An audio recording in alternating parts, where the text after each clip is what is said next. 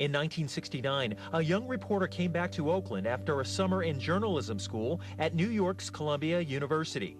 Dennis Richmond was on the cusp of launching a Bay Area career that would span 40 years. To the black community, he was hope. They could turn on and they could see there was someone who identified with us. There was someone, there was the result of why affirmative action worked. I was working at Channel 2 as an AD. Associate Director behind the camera. Right. And one of the programs that I worked on was the 10 o'clock news. And they had an opening. Back in 1958, the 10 o'clock news on Channel 2 was founded on an original idea: lead, don't follow. Over the years, we've remained original by expanding our operations while others were cutting back, all to provide you with a full hour of serious, straightforward reporting. But that should come as no surprise. At Channel 2, it's all part of a commitment that started more than 30 years ago. How did I get into it? And don't forget, even as I quiver in fear, you would not be seeing any of this if not for Don, who, by the way, handed me his camera, still rolling, giving you a glimpse of his own false smile of security.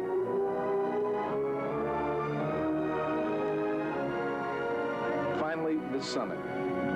That's great. You know, you're always so self-controlled in the newsroom. It's nice to see you out there in terror. I don't know how I even let him talk me into doing things like that. What do we remember now about the great East Bay Hills firestorm of 1991?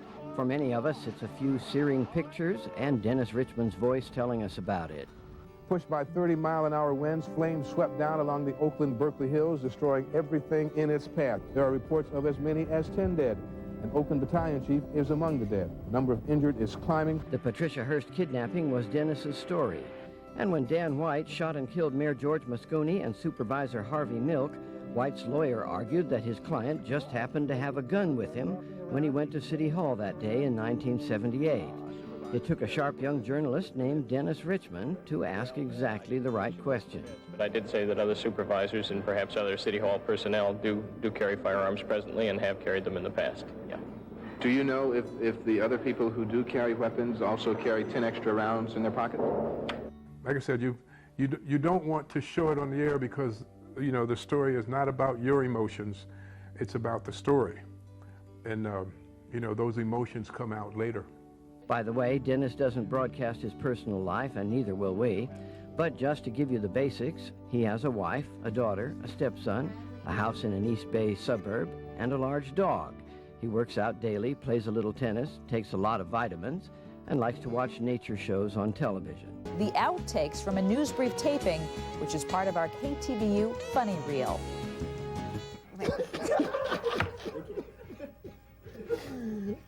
I cleared my throat. I have a cold. That wasn't gum. Okay, I got it now.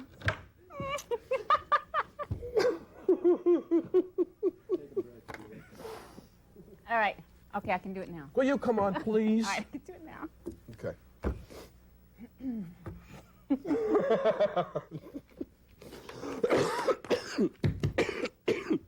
What if this was live?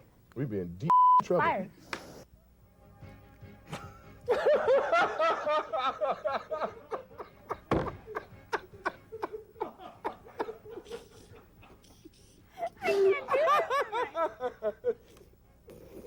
I know it looks puzzling, a little bit ironic.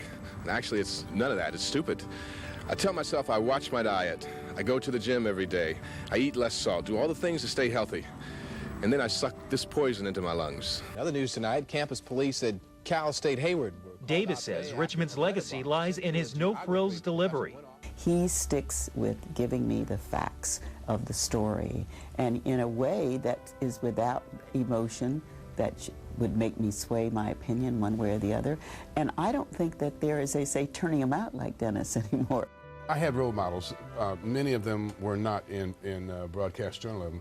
Belva, of course, was the primary reason that I got into broadcasting. And of course her husband Bill, he and I worked together for many, many, many years. But I had role models such as Ron Dellums was just running for office when I was starting back then, and he was someone to look up to and still is. Lionel Wilson, who was a judge of the Superior Court, a presiding judge of the Superior Court, and then eventually the mayor of Oakland was someone I long admired. Then there's, of course, my sister, who was a prosecutor in Santa Clara County, my older sister. And of course, the most important role model of all was my mother before she passed. You know, everything that I've done in life was through her inspiration. Good evening. I'm Julie Hayner. And I'm Dennis Richmond. It's a legacy that those who know Dennis Richmond say will go on long after the lights go down on his final broadcasts. I remember this all the years that we did this, and you never get over it. It's so much fun. It feels so good when people act like they like me. We do like you. What are you doing? Dennis, come on. I look at some of these anchors who have retired and they won't let go. And I let go. Oh God, I miss the viewers. And right now we welcome back in studio the great Dennis Richmond. Oh my gosh, first of all, welcome home. It's so and good. Thanks for coming in. I feel like I'm home. Dennis, you're one of a kind. You're a treasure. So many people love you. You're so beloved in the Bay Area. And to get here and to be able to sit next to you, you're like an icon. And to learn from you and to have such a great working relationship with you, so professional, and like you said, so prepared. Yeah. It was just an honor, and we had a really good time working together. We did. I know so many people miss you, and it's so good to have you back here with us tonight. Thank you. Thank you. Thank you for inviting me back. I feel like, with all these folks here, I feel like I haven't left. I'm being told in the old ear, right, Dennis? Remember when you get the rap? Yeah. We're getting the rap. We'll keep talking during commercial. Yeah, but you know what? I can ignore it. You can. Yeah, I get a rap, but I can ignore it. Who's going to tell me to get off the air?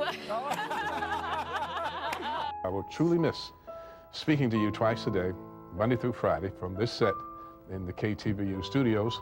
It's been truly a once-in-a-lifetime experience that happily for me lasted 40 years. So for the last time, it was with great joy and great sadness that I say good night and goodbye.